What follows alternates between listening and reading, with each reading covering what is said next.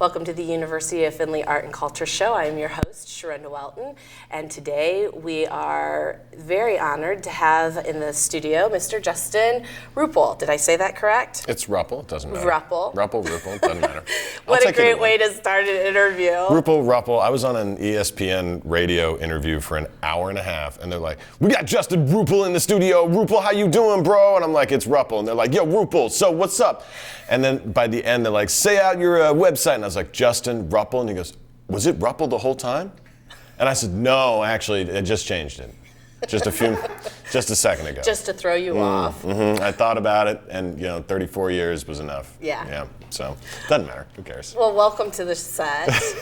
And let's get your social media out of the way since we're talking about Mr. Rupple right now. Yeah. Don't go and look up at Justin Rupple, because that's somebody else. Okay. A very nice young man, got that, same age as me. Could not be. We are completely separate from one another. Okay. And he wants to make sure that that's the case. Oh, okay. You don't want to be attached to a comedian if you're not a comedian. Like, he's got a real job. Well, good. I'm glad to hear that. I was afraid you were going to say that he was in a line of work that was would embarrass me. Yes. What kind of line of work would be like, you know what? I'm a comedian, but that's too far. I can't even think of who that would be right now. Well, I couldn't. I'm not going to go there. Okay, right now. good. Thank God, because your brain is far worse. No, it's not. It's the comedian in me. Okay, good. So the stories start to go. Okay. At the Rupple is where you find me. TheRupple on all of them. Facebook, Instagram. Are you on Snapchat too? I've tried. I'm getting there. I'm there. That's where you'd find me. Okay. I mean, I have like 10 followers. And then you have a ton out on YouTube also. Fun. So fun. Thank you. One of the things that you are known for are your impressions of other famous, some characters, others humans. So tell me how you got started in that. When I was a kid, I had a really high, squeaky voice. And I hated it. I sounded like my mother. Aww. And as she was, hi, na na na. And then, so I would try to manipulate the sound of my voice so that I didn't sound like that. And then eventually at like 15, my voice hit the basement. I said, well, now I've got a whole bunch of stuff to play with, and I can pick where I go with it. And it's mostly because I hate my own voice.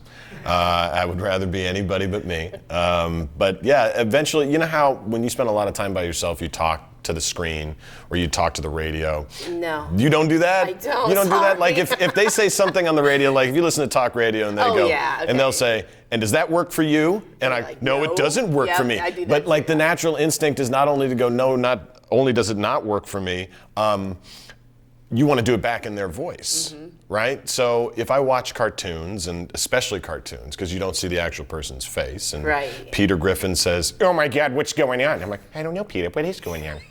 So then I feel like there's somebody else in the room. Yeah. It's just that way you're never really alone.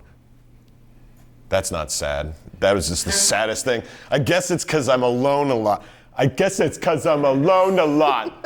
Brian Regan would say I'm alone. This is only funny for people who know who Brian Regan is. And I know who he is. I know, because you're a comedian. We're a fan. He's my favorite, comic living today. He would think this is a funny impression, but he would not be proud of this. He would say, get your own voice.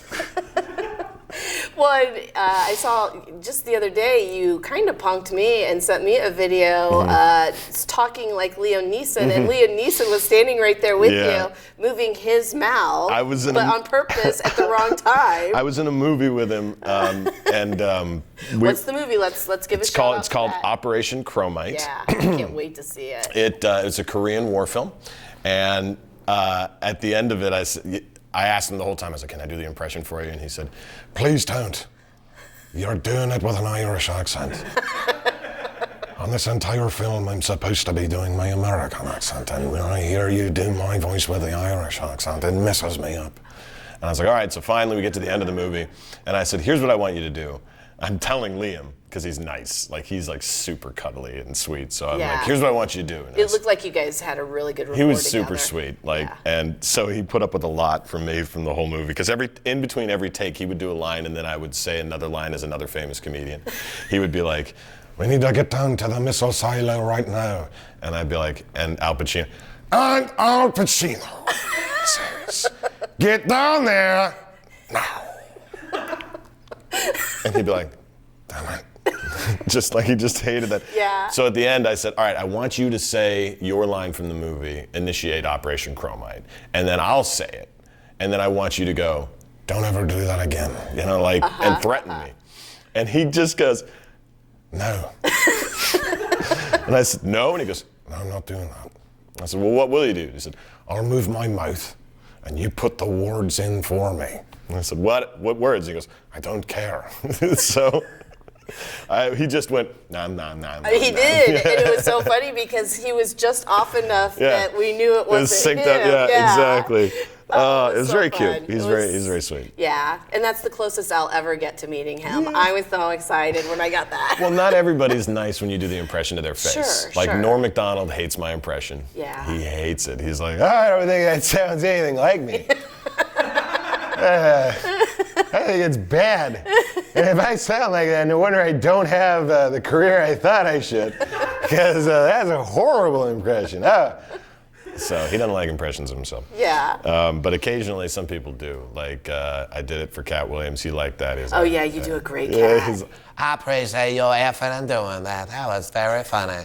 I didn't know I sounded like that. I didn't know I could be done by a 5'10" fuzzy Armenian face boy. That is so cool. I appreciate you.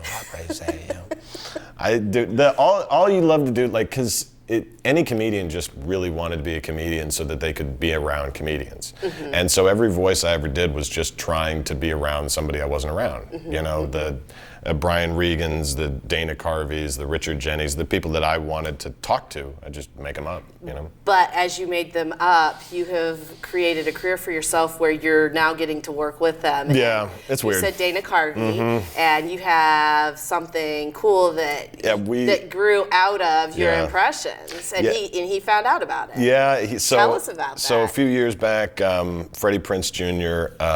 Was the host of a show called First Impressions with Dana Carvey. Yep.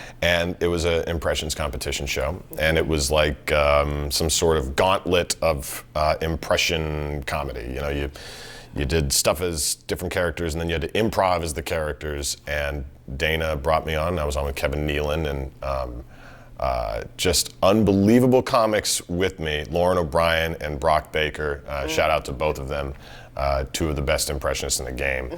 And it's a competition, but it's not a competition because it's art. You know, I know that sounds a little pretentious, but it's subjective. You know, my impression, her impression, his impression, they're all great. But it was the only time anybody's ever gave a hoot about impressionists. And I thank Dana for that. Dana's the godfather of impression comedy, him and Kevin Pollak. And I got to do a whole bunch of impressions for them, and I, you know, honestly, that's what got me into a lot of the movie work, and all of that is because of Dana Carvey. So, yeah, and Freddie Prinze. Thank you.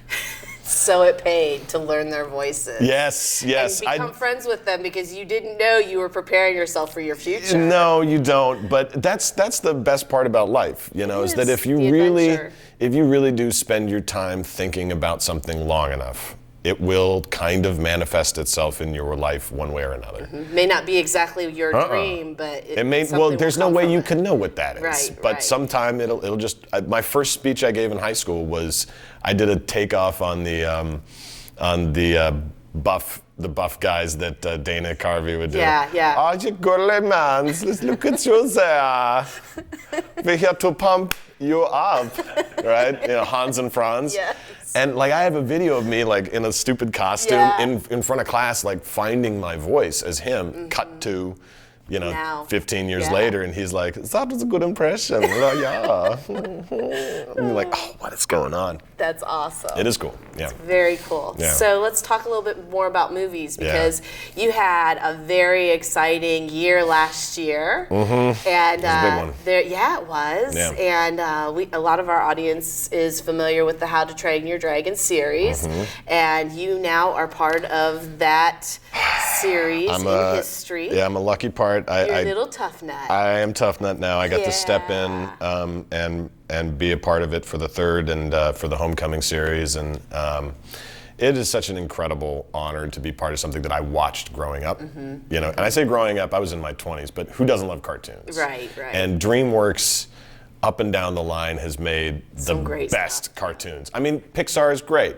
but DreamWorks had Shrek. You know, the original adult cartoon came for movies came from them. I mean, that was they put it on the map. And to be part of How to Train Your Dragon as Tough Nut, which is kind of the comedic relief of it anyway. The character's always been spectacular, and to be part of that, and then to get nominated for an Academy Award and a Golden Globe, Yeah, and it's so awesome. all of that has been really surreal. Yeah. I will. And congratulations on all of that. Thank you. Yes, Tough Nut does it. I'm wearing the shirt because I want people to buy it. I'm so see-through. Yeah. It's just, You're a comedian. Yes, thank you. Well, you know, You fit the sometimes the mold. obvious. So comedian, actor. Have you broke into the motivational speaking world yet? Is that No. coming? You see that on your horizon? No, you know, help people learn how to date better. Pick I'll up do dates, anything. Really? If people want to listen to me, I'll give you my opinion. It's about as worth as much as everybody else's, but I'll do anything where people listen to me talk. Yeah. That's it. Yeah. I will do anything where that. Yeah, motivational speaking is tough because I don't know if I have a verifiable. You know, like, well, you follow this and you get here. I don't know. It's just, I don't know. You know, talk to yourself in the shower, like, you know. Yeah. Or the screen. Yeah, or the screen. Yeah. Shout at the screen and you could be like me, I guess. If that's motivational, we'll try it. But let's talk about your voice, because one of the things that you're known for when you are in the clubs, in the studios, as well as with college campuses, and have you done any work with the military? Yeah. Yeah, so Some of the Air Force yeah, and that's what I bases, thought yeah. you had done some of that. But one of the things you really enjoy doing is helping the audience members punk their friends. Yeah. So tell us a little bit about that. So it's always fun when after the show, I like to just hang out with the people. And if you block your phone number and you don't know who it's coming from, and you know you're in town and you know that your friend went to a big show where a comedian came into town and the comedian was in movies, it might be believable that there would be somebody else in town. Right. And sometimes, so I just hand them the phone and I tell them to pick somebody like Harrison Ford. So there wouldn't be, you'd be like, why would Harrison Ford be in Findlay? Right. Well, he just might be. Yeah. You know, and they hand over, oh my God, Harrison Ford is here. And then they hand, hello? Hello? Yeah. I don't know why I'm here either. I love you. And then they're just, whoa, you know, they're just, or you go on and do it as Patrick Warburton or Ryan Reynolds is my favorite to do because there's a believability that he'd be traveling. Yeah. You know, and so you call him and just, hey, what's going on here? I'm in Findlay right now. This is a fantastic place we've got. Look at this. Why aren't you here? You really suck. You know, your friend is good. You're not. And then they'll believe it. And then I film it. I have them film it and send them the text message and then post it so they can embarrass them. That's Awesome. fun. Because it happened to me when I was a kid. Oh, did it? I got punked a lot. I was really gullible. Okay. I've punked a few people as themselves. Like I called Vince Vaughn as Vince Vaughn. Really? How did that go? He wasn't happy. It's in my act. Like, I'll tell you the version that's not in my act. What he really said was, ha ha ha. You think this is funny right now? Is this what you think is funny? Because I don't really think it's funny. I don't even know who's over there. Is it Faison? Tell him this isn't funny. Hang up the phone. I'm kidding. I love you. Goodbye. And that's what he said. But in the act, I say something different. Yeah. Sorry, Vince. I think it's fun that you have had the opportunity to meet so many of the people or punk the people that we know is famous. Yeah. And they're just now right there at your fingertips. I know, they're That's right there. cool. Well, look, here's the thing. If I do an impression of somebody, it's because I love you. It doesn't matter who it is. It's because I watched you enough that I want to watch your face move. You know, like from Jeff Bridges to connection. Jeff Goldblum, it doesn't matter. I just love watching these people. And if I got in front of them, it would be, look, I love you so much that I would willingly make my face and voice look and sound like you. You know, I can't get enough of Goldblum talking about anything, you know. Oh yeah, I love him. Look at this, beautiful here. Sharinda, the outfit, it changes. Her hair offsets, beautiful. I had the biggest crush on him. Who didn't? He lounges around and chest and thoughts. Yes, yes. So great. Yeah. Yeah, yeah. Because it's love. It's just I just want to sound and look like them. Yeah. That's awesome. Yeah. So, what is next for Justin? There's a movie in production I'm not allowed to talk about yet. Very excited about. But I want to touch on that because I want to touch on your character as who you are as a human. Because I reached out to you to do this interview last February, and you were like, yeah, we'll make it happen. And then this film that you're referring to went into production. And so you were shooting in Los Angeles all day yesterday, caught a red eye to follow up with this because you said you'd do it. There are not a lot of actors, people in the entertainment world that go, I can make no money doing a favor for someone or a lot of money in Hollywood. Oh, let's do it both. Look, I'll tell you this. That's pretty awesome, and thank you for that. I appreciate that. No, I appreciate that. When you do other jobs, that's what you have to do. You had to be, you know, can you be here early to open up? Yeah. Can you do, otherwise you don't have a job, right? That seems pretty simple. But so many entertainers don't get that. That's fine. And look, I'm glad you do. I'll put it this way. That's why you're awesome. I don't, thanks. That's why we love you. There are other people, That's why you get the roles. there are other people who are far more talented, so I gotta outwork them. You know, I gotta find it. I gotta get another way around. Yep. And if my way around them is to be on the red eye, sleeping on a Spirit Airlines flight who don't cover their seats. They don't cover their seats. There's no pads on the seats. It's not first class, it's poor class. It's the bad class. It's steerage, is what it is. I don't know why I'm going into him so much. But no, I'll do whatever it takes so that I can kind of catch up to the greats. You know, I don't have to be one of the greats to be around them. You know, don't do one of the greats thing. No, I don't. No. I wasn't going to say that. I was going to say you don't have to be, but you already are in your own right. Well, you are a thank great. you to my cats and my wife and you for the time of the interview. Yeah, that's great. I appreciate that. Look, I just want to be around people who have fun, and you have a lot of fun, and you wanted to do this interview, so I'm like, yeah, I'll take the late flight. So yeah, I'm glad you had me here. Well, we are so glad. I think that the viewers are going to really enjoy getting to know you a little bit better through this interview. Yay. And I would invite our viewers to check you out in the films that are released now, as well as stay tuned for those that are yet to come. There's more coming out, and go buy How to Train Your Dragon. That's right. So, thank you for tuning in to the University of Findlay Art and Culture Show today. We look forward to the next time. Until then, be well.